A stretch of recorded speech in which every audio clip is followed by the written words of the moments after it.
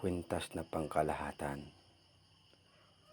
depensa, sakulam, barang, masamang elemento o espiritu,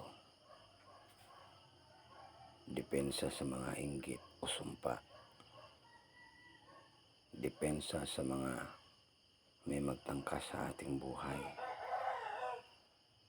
at depensa rin sa mga aksidente.